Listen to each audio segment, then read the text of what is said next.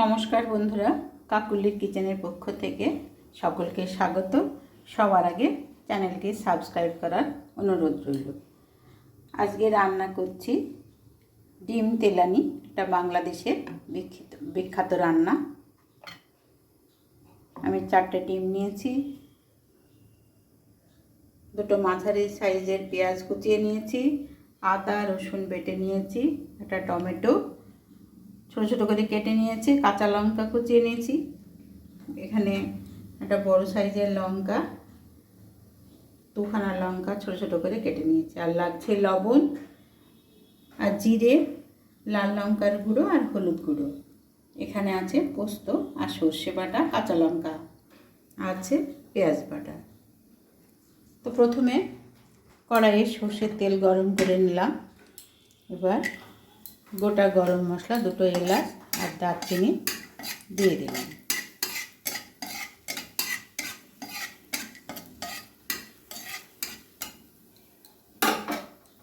এবারে প্রথমে আমি পেঁয়াজ কুচি দিয়ে দিলাম,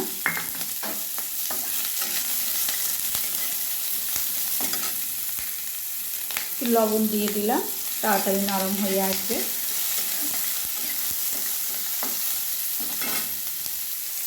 এবারে টমেটো কুচিটা আমি দিয়ে দিলাম।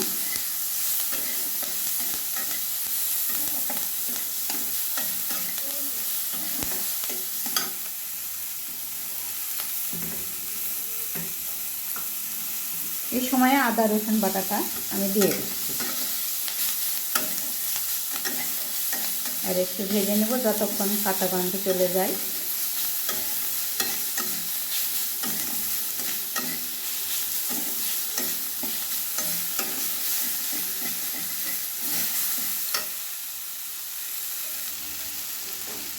এবারে পেঁয়াজ বাটাটা দিয়ে দিলাম, আবারও একসঙ্গে আমি ভালোভাবে একটু ভেজে নেব।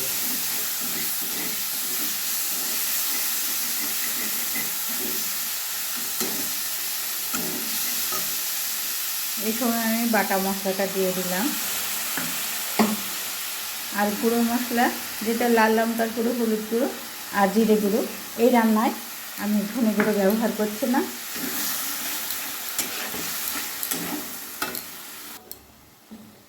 মশলাটা কষানো হয়ে গেছে, এবার স্বাদ মতো লবণ দিয়ে দিলাম।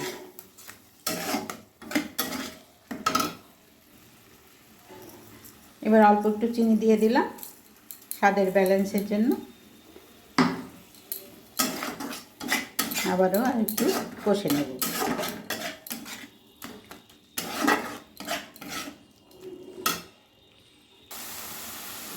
এবারে আমি জল দিয়ে দিচ্ছি। জল একটু বেশি দিতে হবে, কারণ ডিমগুলো রান্না হবে।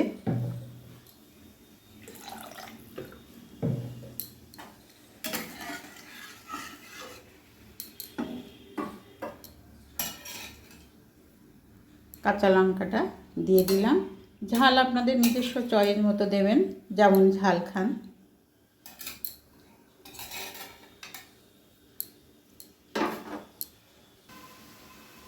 এবারে ডিমগুলো দিয়ে দিব।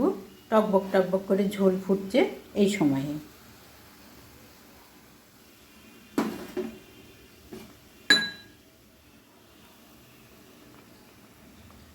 আমি 4টে ডিম দিয়ে দিচ্ছি। 4টে ডিমের জন্য এই মশলাগুলোই যথেষ্ট।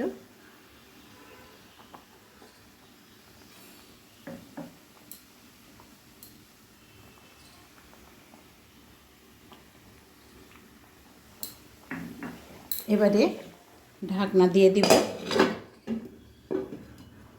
গ্যাসের ফ্লেম আমি মিডিয়ামে রেখে রান্নাটি করে নিচ্ছি।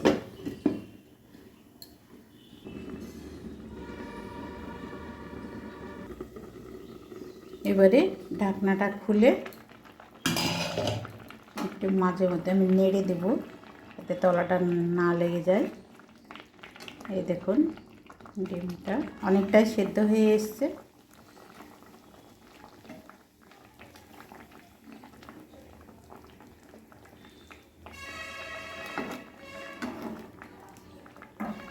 আবারও 2-3 মিনিট মতো আমি ঢাকা দিয়ে রাখবো।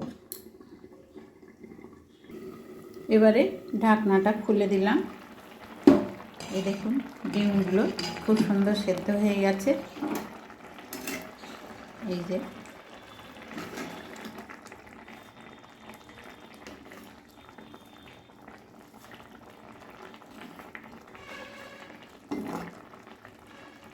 আমি এই রান্নায় একদম তেল কম ব্যবহার করেছি বন্ধুরা। তেল মশলা আপনারা ইচ্ছে হলে আরও মশলা দিয়ে তেল দিয়ে রান্না করতে পারেন, আরও বেশি হয়তো ভালো লাগবে। যদি ভালো লাগে আমার রান্নাটি একবার হলে করে খাবেন। রান্নাটি আমার হয়ে গেছে। এবার আমি উপর থেকে একটু গরম মশলা ছড়িয়ে দিলাম।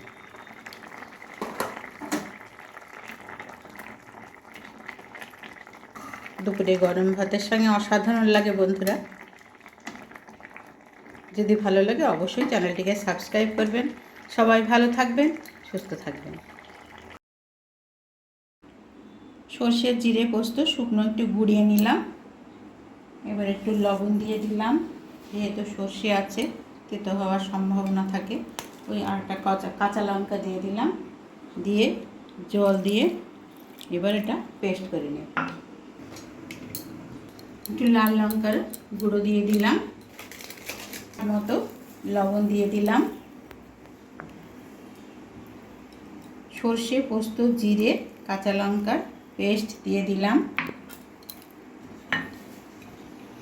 নারকেল কোড়াটা দিয়ে দিলাম, আর একটু কাঁচা লঙ্কা কুচি দিয়ে দিলাম।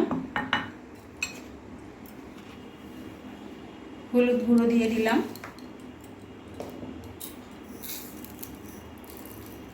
আর একটু চিনি দিয়ে দিলাম। এবারে সর্ষের তেল দিয়ে ভালোভাবে মাখিয়ে নিব, আর একটু টমেটো কুচি দিয়ে সব একসঙ্গে ভালোভাবে মেখে নেব।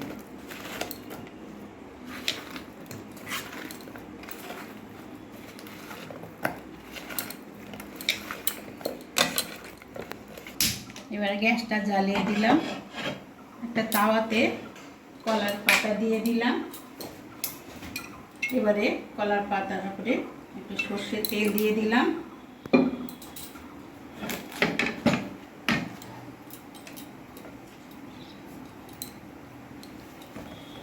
এবারে মশলা মাখানো ঝিঙেগুলো আমি দিয়ে দিলাম।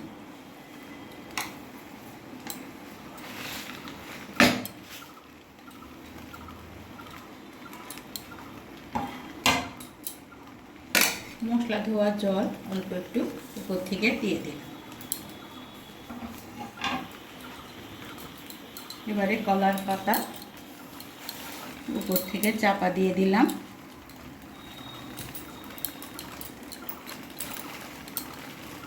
5-7 মিনিট মতো আমি রান্না করে নেব।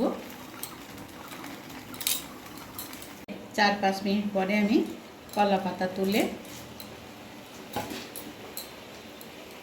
একটু নেড়ে দেব। জল ছেড়ে দিয়েছে।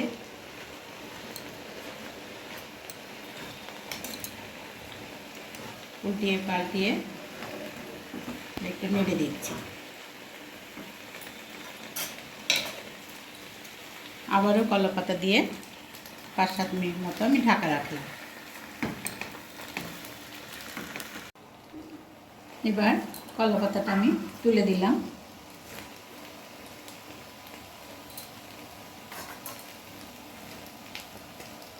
কলা পাতার ভাপে এত সুন্দর রান্না হয়েছে বন্ধুরা। তবে কলা পাতাগুলো সাইজ করে কেটে নিতে হবে, সেটা আমার ভুল হয়েছিল, পরে আমি ঠিক করে দিয়েছি। এই দেখুন তৈরি হয়ে গেল ঝিঙের পাতুরি কলা পাতায়।